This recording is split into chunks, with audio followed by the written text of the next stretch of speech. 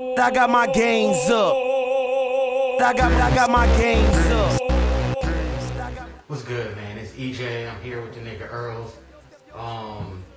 We want to talk about something that's kind of basic to your gains and something that it sounds very elementary, but a lot of people don't understand it. And it's the caloric deficit. It's really the basis for losing your weight. And it's a simple principle that there's X amount of calories that you need to take in a day to maintain your weight. You know, a lot of times, and what you see for daily value, if you're like looking at the back of a cereal box or something like that, is usually 2,000, I think, is what they rep. Yeah. And so let's say you are that motherfucker that takes 2,000. Right. So if you take 2,000, they're saying that's what you need to maintain the weight that you are at. If you weigh 170 and you eat 2,000 calories a day, in 5 weeks you'll still be 170. Right. What we're saying is that you need to get that number under 2,000 in order for you to lose weight.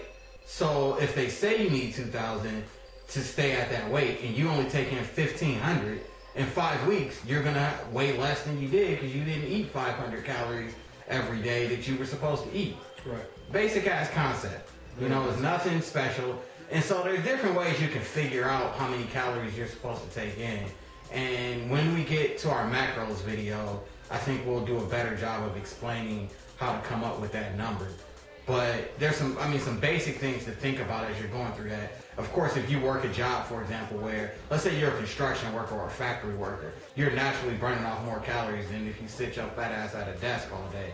Mm-hmm. You know, so like stuff like that, you got to factor into it. And then also how much you work out regularly, things like that. But that's the basic principle of a caloric deficit and how that's going to go towards your gains. Yeah. Things to consider, man. It's like when a pound is 3,500 calories. Yeah.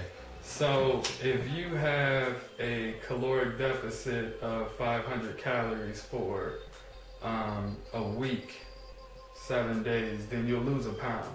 So if you like you said, the general example is 2,000 calories. It varies on your body type, who you are, how old you are, how much muscle mass you have, etc. But if you stay at that 1,500 calories every single day, you'll end up losing a pound a week or so.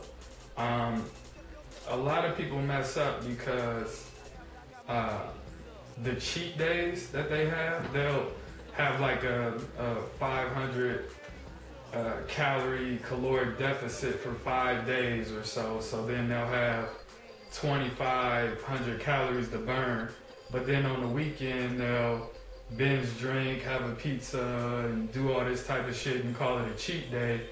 And at the end of the day, they'll burn like 4,000 plus calories on Saturday and Sunday, which is killing the deficit you just had during the week, so you don't lose no weight. All that shit balances out. Right. It's just like a fucking checkbook. Right. It's no different. Like, either you got the fucking money or you don't have the money. Right. Like, it doesn't matter what day that shit is. If you was saving money for 5 days and then you go to the strip club on Saturday and fucking blow all that shit, you broke. Like, you right back where you started off. So it's the same exact fucking principle. Niggas is still broke. So that's how to look at it, man.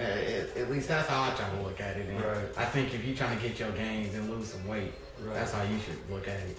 Yeah, man. Caloric deficit. Gains.